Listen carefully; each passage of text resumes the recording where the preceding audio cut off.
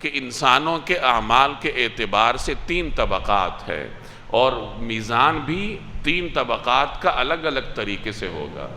ایک طبقہ تو وہ ہے جو متقین ہیں، جنہوں نے کبھی کبائر کیے ہی نہیں ہیں، جنہوں نے گناہ کبیرہ نہیں کیا، اور اگر کیا بھی ہے تو توبہ کر کے معاف کروا لیا، یعنی جن کے نامہ اعمال میں کبیرہ گناہ ہے ہی نہیں، تو ان کا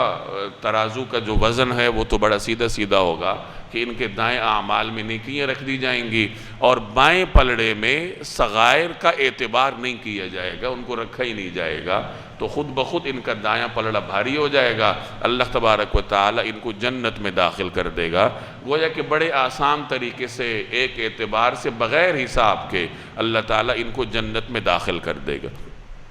انسانوں کا دوسرا طبقہ وہ ہے جو کھلا ہوا ظالم ہے، کافر ہے، جنہوں نے اللہ کا انکار کیا ہے۔ اب کافروں کا وزن، ان کے اعمال کا وزن کیا جائے گا یا نہیں کیا جائے گا؟ تو علماء نے اس میں تفصیل بیان کی ہے۔ خلاصہ اس کا یہ ہے کہ کافر کی جو ساری برائیاں ہیں وہ ایک پلڑے میں رکھ دی جائیں گی سمیت اس کے کفر کے، اور دوسرا جو دائیں پلڑا ہوگا اس میں اس کی وہ نیکیاں رکھی جائیں گی جو وہ بندوں کے ساتھ کرتا رہا ہے، یعنی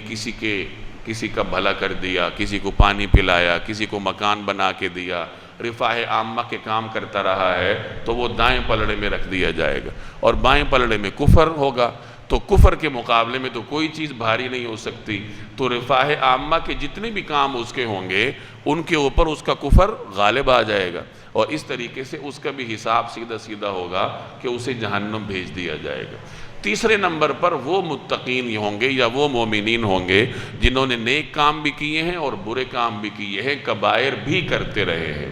تو ان کا پھر حساب باقاعدہ طریقے سے ہوگا کہ دائیں طرف نیکیاں رکھی جائیں گی، بائیں طرف برائیاں رکھی جائیں گی، اور پھر اگر نیکیوں کا پلڑا جھک گیا تو جنت جانے کا حکم ہوگا، برائیوں کا پلڑا جھک گیا تو جہنم جانے کا حکم ہوگا، جہاں وہ اپنے اعمال کی سزا بھگت کر پھر واپس جنت میں آ جائے گا۔ اور اگر دونوں پلڑے برابر رہے تو علماء فرماتے ہیں کہ کچھ عرصہ اس کو اعراف میں رکھا جائے گا، جو جنت اور جہنم کی درمیانی جگہ ہے، پھر بعد میں اللہ تعالیٰ اپنی رحمت سے ان کو جنت میں داخل کر دے گا۔